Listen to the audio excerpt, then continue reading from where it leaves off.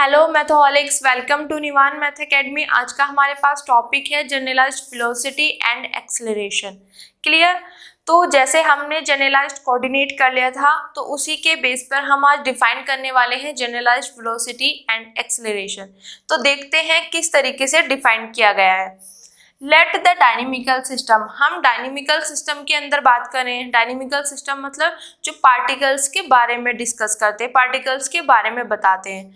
अब देखो, मेरे पास अगर डायनेमिकल सिस्टम है तो be comprised of N particles and at time T, कि किसी टाइम टी पर जो हमारे पास डायनेमिकल सिस्टम है उसने एन पार्टिकल्स को शामिल किया है। ये मेरे पास कोई डायनेमिकल सिस्टम हो गया, तो इसके अंदर क्या है, इसने किसी टाइम टी पर एन पार्टिकल्स को शामिल किया है। अब देखो, अब यहाँ पे जनरलाइज्ड वेलोसिटी की बात आ रही है, एक्सेलरेशन की बात आ रही है। तो सिंपल सी चीज़ है कि जो डायनेमिकल सिस्टम है उसके अंदर जो पार्टिकल्स होंगे तो उनकी कोई ना कोई कॉन्फ़िगरेशन होगी। ठीक है, कि वो डायनेमिकल सिस्टम में कहाँ पे प्रेजेंट होंगे, कोऑर्डिनेट तो होंगे ना। हम ये तो बता सके कि ये डायनेमिकल सिस्टम है और फर्स्ट पार्टिकल यहाँ पे प्रेजेंट है, सेकंड यहाँ पे है, थर्ड यहाँ पे है, फोर्थ यहाँ पे है, फिफ्थ यहाँ पे। तो मुझे हर एक पार्टिकल का पता होना चाहिए कि उसकी कॉन्फ़िगरेशन क्या है, उसके कोऑर्डिनेट क्या है, किस तरीके से उसको डिफाइन किया गया है। हम कैसे बता सकते हैं कि यहाँ पे फर्स्ट पार्टिकल प्रेजेंट है, यहाँ पे सेकेंड पार्टिकल प्रेजेंट है। जैसे कि अगर हम अपना 2D स्पेस में, 2 डायमेंशनल स्पेस में बात करते हैं, अब हमसे बोलते जाए कि 2 3, ठीक है, 4 5, ये बताओ ये कहाँ पे प्रेजेंट है। तो हम बता देते कि 2 3 यहाँ पे होगा और 4 यहाँ पे, तो 5 4 5 यहाँ पे, इस तरीके से। तो हमें पता है, हम बता सकते हैं कि कहाँ पे कौन कौन सा पार्टिकल प्रेजेंट है। तो इसी तरीके से यहाँ पे भी जितने पार्टिकल्स होंगे उनका भी तो हमें पता होना चाहिए ना, किस तरीके से वो प्रेजेंट है। तो यहाँ पे क्या है, हम जनरलाइज्ड के बारे में बात कर रहे हैं। मेन जो हमारे पास यहाँ पे वर्ड फोकस है वो है जनरलाइज्ड। ठीक है, तो अगर हम जनरलाइज्ड में बात करें तो यहाँ पे जनरलाइज्ड कोऑर्डिनेट की बात करेंगे। अब क्या है हमारे पास, जनरलाइज्ड कोऑर्डिनेट क्या होते हैं, वो मिनिमम नंबर ऑफ कोऑर्डिनेट होते हैं जो उस पार्टिकल्स की कॉन्फ़िगरेशन के बारे में बता सके कि वो कहाँ पे प्रेजेंट है। जैसा कि हमने किया था, जो हमारे पास सिंपल पेंडुलम था, यहाँ से ये बॉब जो थी ये फिक्स थी। ठीक है, यहाँ पे मेरे पास कोई पार्टिकल था एम मास। ठीक है, तो यहाँ पे हम जब ये ऐसे मूव करता था तो सिर्फ on the base theta angle, जो यहाँ पे एंगल था थीटा के बेस पे हम बता सकते थे कि ये यहाँ पे प्रेजेंट है, यहाँ पे प्रेजेंट है, यहाँ पे, यहाँ पे, यहाँ पे। तो जो पार्टिकल्स था मेरा एक यहाँ पे सिंगल पार्टिकल, तो हम उसका ये बता सकते थे वो यहाँ पे कहाँ कहाँ पे प्रेजेंट है, कहाँ कहाँ पे मूव कर रहा है। अगर यहाँ पे है तो किस पोजीशन पे, यहाँ पे है तो क्या पोजीशन है इसकी, यहाँ पे है तो यहाँ पे किस तरीके से। यहाँ पे भी जो मेरे पास बेटा मिनिमम नंबर ऑफ कोऑर्डिनेट जो आ रहा था वो ये थीटा आ रहा था। थीटा के ही बेस पर हम बता सकते थे ये कहाँ पे है, इसी के चलते ये हमारे पास बन गया था जनरलाइज्ड कोऑर्डिनेट। तो सिमिलरली जब मेरे पास डायनेमिकल सिस्टम है उसके अंदर n पार्टिकल्स है, तो हर एक पार्टिकल की कॉन्फ़िगरेशन को स्पेसिफाइड करने के लिए, बताने के लिए हमारे पास मिनिमम नंबर ऑफ कोऑर्डिनेट यहाँ पे होने चाहिए। तो मिनिमम नंबर ऑफ कोऑर्डिनेट का मतलब क्या हो गया मेरे पास, जनरलाइज्ड कोऑर्डिनेट। तो हर एक पार्टिकल को स्पेसिफाइड करने के लिए यहाँ पे जनरलाइज्ड कोऑर्डिनेट लिए गए हैं। जनरलाइज्ड कोऑर्डिनेट को हम किस तरीके से डिनोट करते हैं, Q1 Q2 so on Qn, क्योंकि एन जनरलाइज, जैसे कि मैंने यहाँ पे इसका बताया था सिंपल पेंडुलम का, तो यहाँ पे एक जनरलाइज्ड कोऑर्डिनेट था तो मैंने यहाँ पे एक लिया हुआ था, कोई भी सिंगल। ठीक है, अगर मेरे पास 3D स्पेस की अगर मैं बात करूँ यहाँ पे बेटा 3D स्पेस की, तो यहाँ पे मेरे पास कोई भी पार्टिकल है तो इसको बताने के लिए हमारे पास मिनिमम नंबर ऑफ कोऑर्डिनेट जो है मेरे पास XYZ मतलब 3 है। तो वही मेरे पास 3 क्या हो जाएंगे, मेरे पास जनरलाइज्ड कोऑर्डिनेट। क्लियर? तो यहाँ पे हर किसी भी पार्टिकल को स्पेसिफाइड करने के लिए हर एक पार्टिकल की बात कर रहे हैं एन जनरलाइज्ड कोऑर्डिनेट होंगे, मतलब हर एक पार्टिकल की जो कॉन्फ़िगरेशन होगी उसको डिफाइन करने के लिए, उसकी कॉन्फ़िगरेशन बताने के लिए हमारे पास यहाँ पे Q1 Q2 so on Qn minimum number of coordinate क्या हो जाएंगे मेरे पास दिस, ठीक है, मीन्स जनरलाइज्ड कोऑर्डिनेट।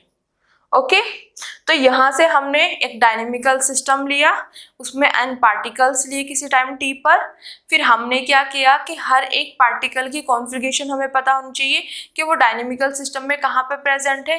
जैसे कि हम 2D 3D स्पेस में करते हैं कि ये वाला पॉइंट कहाँ पे प्रेजेंट है, ये पार्टिकल कहाँ पे प्रेजेंट, तो हम बता सकते हैं उसकी पोजीशन कि वो यहाँ से यहाँ तक गया, यहाँ से इतना गया और इस तरीके से।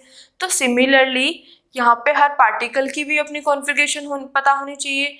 तो हम क्या कर रहे हैं, जनरलाइज्ड में बात कर रहे हैं, तो वहाँ पे हमारे पास क्या होता है, हम minimum number of coordinate search करते हैं कि हम मिनिमम नंबर ऑफ कोऑर्डिनेट लाएंगे जो हमें बता दे कि ये पार्टिकल कहाँ पे किस तरीके से प्रेजेंट है, क्या कॉन्फ़िगरेशन है इसकी।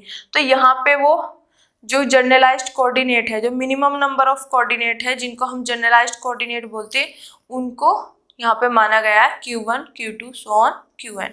क्लियर? अब ये इसी तरीके से माना गया जैसे मैंने बताया कि सिंपल पेंडुलम वाले में जो अगर वो सारे रिस्ट्रिक्शंस थी तो वहाँ पे 1 आ गया था जनरलाइज्ड कोऑर्डिनेट, यहाँ पे मेरे पास 3 है। 2D स्पेस में अगर मैं बात करूँगी तो वहाँ पे 2 होगी, इस तरीके से। क्लियर? अब यहाँ पे देखेंगे मेन टारगेट जो है हमारे पास वो है जनरलाइज्ड वेलोसिटी एंड एक्सेलरेशन। अब यहाँ पे मेरे पास n क्वांटिटीज हैं, जैसे यहाँ पे जनरलाइज्ड कोऑर्डिनेट है मेरे पास तो n क्वांटिटीज होंगी। तो ये n क्वांटिटीज क्या है मेरे पास, Q1 dot Q2 dot so on Qn dot are called generalised velocity of the system. मेरे पास जो डायनेमिकल सिस्टम है उसकी क्या बोलते हैं, जनरलाइज्ड वेलोसिटी। ठीक है, ये ध्यान रखना, Q1 डॉट Q2 डॉट और Qn डॉट। सिमिलरली यहाँ पे n क्वांटिटीज Q1, अब यहाँ पे एक डॉट था, यहाँ पे डबल डॉट Q2 डॉट। मैं यहाँ पे थोड़ा सा डार्क कर देती हूँ जिससे आपको अच्छे से शो हो जाए। ये मेरे पास क्या हो जाएगा, यहाँ पे Q1 के ऊपर 2 डॉट है, Q2 के ऊपर भी Qn के। This is are called the generalised acceleration of the system. अब ये चीज़ कहाँ से आगे किस तरीके से, बेटा कोई ये नई चीज़ नहीं है। जैसे हम पुरानी इसमें अपनी जब वेलोसिटी और एक्सेलरेशन नॉर्मली निकालते थे तो मेरे पास वेलोसिटी क्या होती थी, change in position upon change in time. ठीक है, एंड एक्सेलरेशन क्या होता था, change in velocity upon time, change in time या जो टाइम होता है। ठीक है, तो हमारे पास जैसे ये यहाँ पे भी लिया गया है, जैसे मेरे पास कोई भी पोजीशन है, ठीक है, सिंपली मैं ले रही हूँ कोई भी पोजीशन है मेरे पास, अगर मैं उसकी वेलोसिटी निकालती हूँ, वेलोसिटी से इस तरीके से डिनोट करते हैं, वेक्टर क्वांटिटी होती है, तो हम क्या करते थे, change in velocity upon change in time. तो इसको मैं किस तरीके से लिख देती थी, दिस, ये पोजीशन वेक्टर है, तो यहाँ पे मेरे पास पोजीशन हो या जो जिस तरीके से, ठीक है, तो ये लिख देते थे, इसके ऊपर डॉट। क्लियर? सिमिलरली अगर मैं एक्सेलरेशन की बात करूँ तो एक्सेलरेशन को ए से डिनोट करते हैं, ए वेक्टर। ये क्या हो जाएगा मेरे पास, change in velocity upon change in time. ठीक है, dv अपॉन dt। अब यहाँ पे अगर मैं बात करूं v, मेरे पास क्या है, d अपॉन dt। अगर यहाँ पे मैं देखूं dr अपॉन dt, तो इसको क्या लिख सकती हूँ मैं, यहाँ पे इसको दिखाई दे रहा है ना, इसको देखो यहाँ पे क्या लिख सकते हैं हम, यहाँ पे लिख सकते हैं दिस। ठीक है, और जब 2 बार डेरिवेटिव हो रहा है, जब nth टाइम होता है तो उस तरीके से ये 2 बार डेरिवेटिव हो रहा है, तो सिंपल सा यहाँ पे हम r वेक्टर के ऊपर 2 डॉट लगा देते हैं। इसका मतलब होता है इसका जो पोजीशन वेक्टर है इसका 2 टाइम्स डेरिवेटिव। ठीक है, तो इसी तरीके से यहाँ पे लिया गया। जब मैं वेलोसिटी की बात कर रही हूँ, मेरे पास ये कोऑर्डिनेट्स हैं ठीक है। तो यहाँ पे ये जो कोऑर्डिनेट्स है यहाँ पे जनरलाइज्ड कोऑर्डिनेट, तो ये उस पार्टिकल्स की कोई पोजीशन कॉन्फ़िगरेशन के बारे में बता रहे होंगे। तो यहाँ पे जब हम क्वांटिटीज की बात करेंगे, तो जब हम वेलोसिटी की बात करते हैं तो एक डॉट लगता है, तो वो डॉट लग गया, तो इनको बोलते हैं जनरलाइज्ड वेलोसिटीज। जब हम एक्सेलरेशन की बात करते हैं तो डबल डॉट लग जाता है, तो यहाँ पे आ गया डबल डॉट। ठीक है, बात वही है सेम। जैसे यहाँ पे अगर मैं Q1 की बात करूं तो Q1 का क्या होगा मेरे पास, dQ1 upon dt, dQ2 upon dt, यही होगा। वेलोसिटी का तो सेम ही चीज होती है, change in position upon change in time. तो मेरे पास इसमें जो ये है Q1 है, इसमें dQ1 upon dt, dQ upon dt और dQ2 अपॉन dt, इस तरीके से। और इसकी बात करें तो एक बार और हो जाएगा, d square Q1 upon dt square. तो वही चीजें आप वहीं से उसको इमेजिन कर सकते हो, बट जनरली हम ये चीज नहीं लिखते, हम सीधा क्या लिखते हैं, वेलोसिटी की बात आएगी जनरलाइज्ड में तो Q1 डॉट Q2 डॉट, ठीक है। एक्सेलरेशन की बात आएगी तो उसके ऊपर डबल डॉट, जैसे कि यहाँ पे हमने यूज किया है कि वेलोसिटी में एक डॉट है और यहाँ पे जो पोजीशन है उसमें, जो पोजीशन कह रही सॉरी एक्सेलरेशन है उसमें डबल डॉट। ठीक है बेटा, तो इसमें कुछ नया यहाँ पे हमने कंसेप्ट यूज नहीं किया है, जो पुराना कंसेप्ट है सिर्फ उसी को लेके यहाँ पे यूज किया है। ओके क्लियर, किस तरीके से, this is the generalised velocity, this is the generalised acceleration. Okay, अब यहाँ पे देखते हैं हम, let R K vector R K be the position vector of the kth particle at time t। यहाँ पे क्या लिया गया है, जो भी मेरे पास यहाँ पे बहुत सारे पार्टिकल्स है, n पार्टिकल्स है, तो मैंने कोई एक kth पार्टिकल ले लिया। जैसे पार्टिकल फर्स्ट हुआ, सेकंड हुआ, थर्ड हुआ, तो मैंने यहाँ पे कोई kth पार्टिकल ले लिया जनरली। ठीक है, तो kth पार्टिकल की मेरे पास यहाँ पे वेक्टर आर के कोई पोजीशन वेक्टर है यहाँ पे, जैसे इसी से डिनोट करते हैं, जैसे मैंने अभी बताया भी था पोजीशन। ठीक है, तो ये मेरे पास क्या होगी, पोजीशन वेक्टर हो गया किसी भी टाइम t पे। इतना क्लियर। अब देखो मेरे पास यहाँ पे पोजीशन वेक्टर है, हम बात करें जनरलाइज्ड में। ठीक है, तो सिंपल सी चीज है, जब मेरे पास डायनेमिकल सिस्टम था और यहाँ पे जो जो पार्टिकल है, यहाँ पे देखो ईच पार्टिकल, हर एक पार्टिकल जो है वो स्पेसिफाइड है बाय एन जनरलाइज्ड कोऑर्डिनेट से। तो इसका मतलब जो यहाँ पे kth पार्टिकल है और उसकी जो पोजीशन वेक्टर है, तो वो भी तो हमारे पास इन जनरलाइज्ड कोऑर्डिनेट से ही स्पेसिफाइड हो रहा होगा, उनका ही तो फंक्शन होगा। तो यहाँ पे मेरे पास जो पोजीशन वेक्टर है तो वो किसका फंक्शन होगा, जनरलाइज्ड कोऑर्डिनेट का, जो मेरे पास क्या है Q1 Q2 so on Qn और टाइम t का भी। इतना क्लियर ना, क्योंकि ये डायनेमिकल सिस्टम है, इसमें हर एक पार्टिकल स्पेसिफाइड है बाय एन जनरलाइज्ड कोऑर्डिनेट। तो अगर मैं कोई एक पर्टिकुलर kth पार्टिकल चूज कर रही हूँ जिसकी पोजीशन वेक्टर क्या है मेरे पास, आर के, ये वाला पोजीशन वेक्टर है। ठीक है, तो ये भी तो मेरे पास स्पेसिफाइड, जो kth पार्टिकल भी मेरे पास एन जनरलाइज्ड कोऑर्डिनेट से स्पेसिफाइड होगा। तो इसका मतलब जो ये पोजीशन है इस पार्टिकल की, ये जनरलाइज्ड कोऑर्डिनेट का ही तो फंक्शन होगा यहाँ पे, इसी पे तो डिपेंड करेगा ना, क्योंकि हम हर पार्टिकल को तो इसके ही द्वारा बताया जा रहा है। तो अगर मैं किसी भी पार्टिकल की kth पार्टिकल की पोजीशन वेक्टर ले रही हूँ तो वो भी तो इन पे ही डिपेंड करेगा।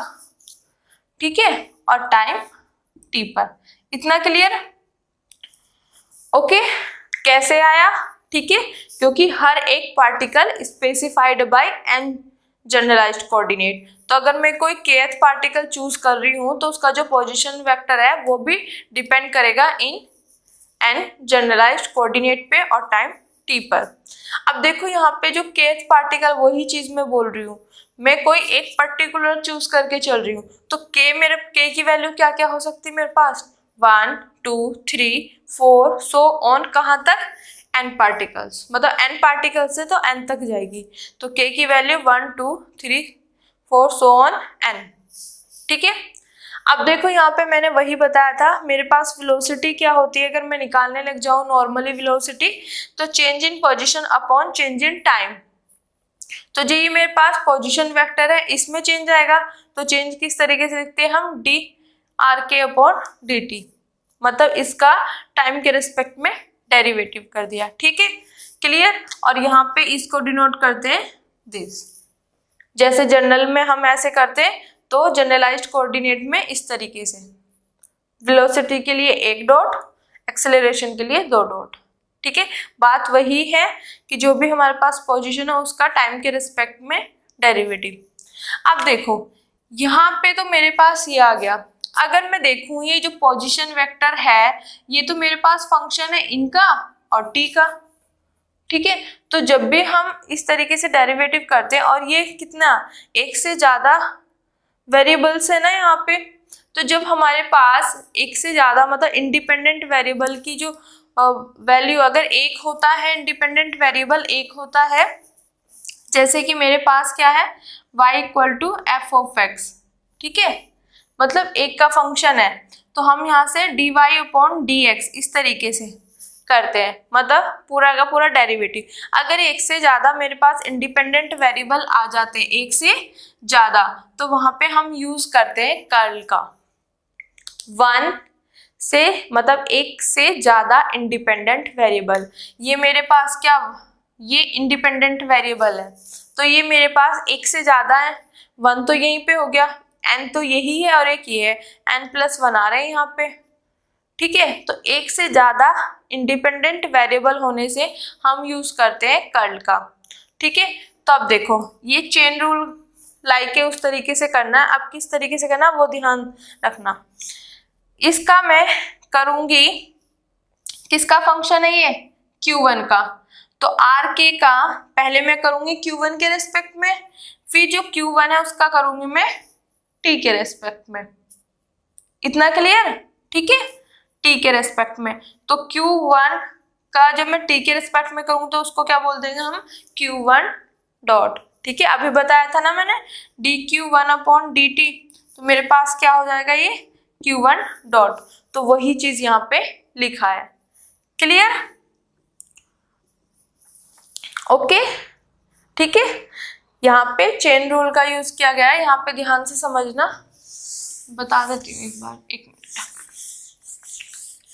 देखो मेरे पास जो है यहाँ पे ये चीज तो एज इट इज है, यहाँ पे d अपॉन डी टी है, ठीक है, और मेरे पास है ये इसको।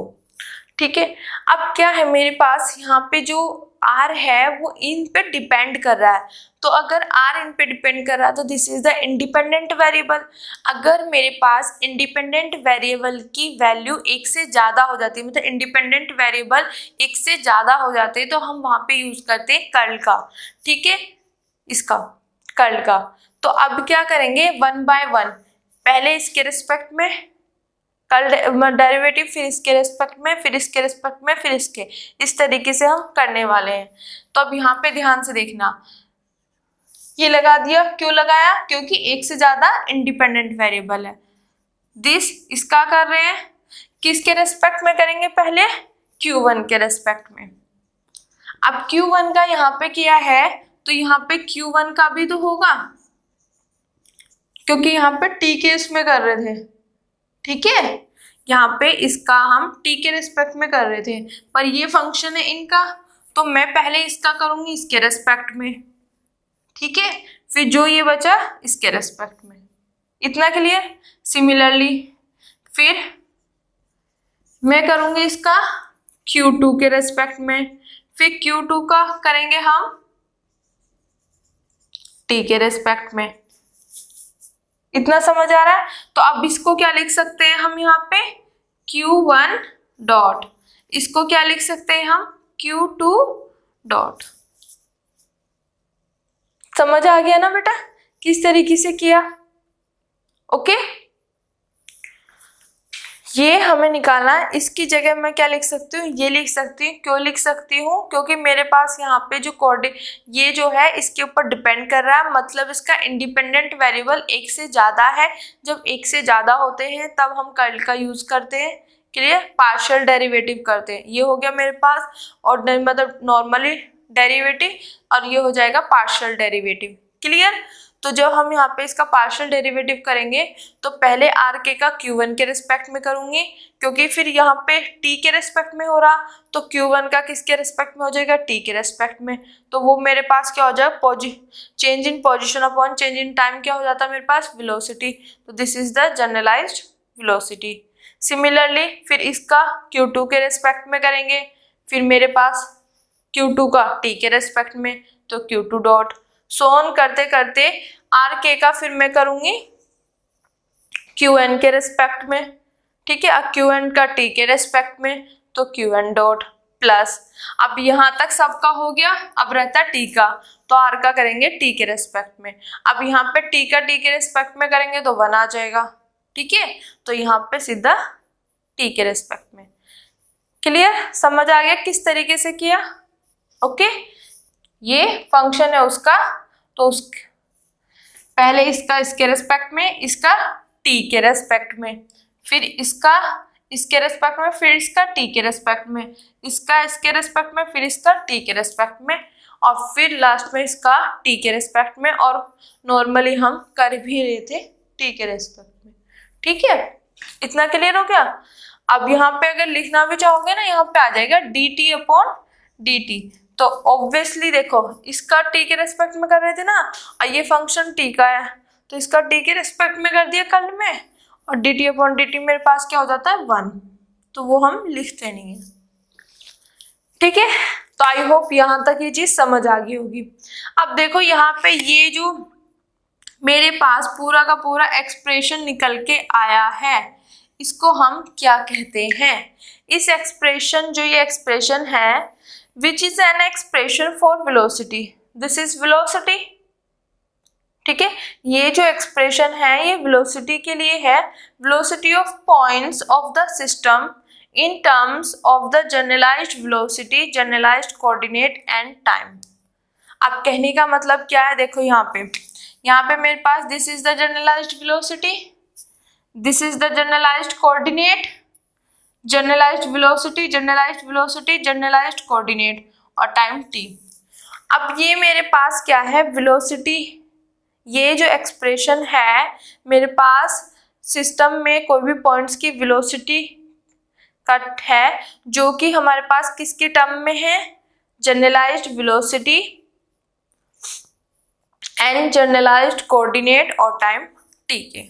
तो ये चीज कुछ अलग से लिखने की नीड नहीं होती है, ये जो हम ड्राइव करते हैं ना उसी को ही लैंग्वेज में लिखते हैं कि which is an expression for velocity of points, किसी पॉइंट्स की तो वेलोसिटी होगी ना, ठीक है, of the system in terms generalised velocity, ठीक है, and generalised coordinate and time t, किसी टाइम में, ठीक है। तो आई होप ये चीज आपको अच्छे से समझ आया होगा कि what is the definition of generalised velocity and acceleration. Same वही चीज है जो हम अपने छोटी क्लासेस में पढ़ के आ चुके हैं, change in position upon change in time. इस तरीके से हम यहाँ पे नॉर्मली वेलोसिटी को डिनोट करते हैं, बट जनरलाइज्ड में जो है जनरलाइज्ड कोऑर्डिनेट को लेके हम उसको करेंगे। तो यहाँ पे Q1 dot Q2 dot, acceleration में डबल यहाँ पे आता है, तो यहाँ पे भी डबल उसी तरीके से, ठीक है।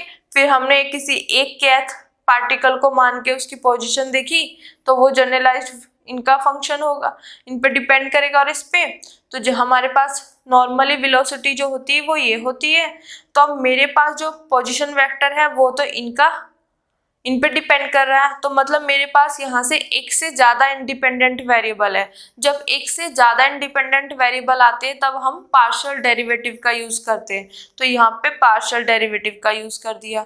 और किस तरीके से किया वो हमने देख लिया, इसका इसके रेस्पेक्ट में करेंगे क्योंकि इसका फंक्शन है, फिर इसका किसके रेस्पेक्ट में करेंगे, टी का, जिसके रेस्पेक्ट में हो रहा है, फिर इसका इसके में, फिर इसका टी में, फिर यहाँ पे इसका इसमें और इसका टी में, फिर इसका टी के रेस्पेक्ट में और टी का टी के रेस्पेक्ट में 1 आ जाएगा। ठीक है, तो आज के लिए थैंक यू सो मच बेटा। अगर आपको मेरी वीडियोस मेरे लेक्चर्स पसंद आ रहे हैं तो please like subscribe my channel और उन बच्चों तक जरूर पहुंचाएं जिनको उनकी नीड है। Thank you so much.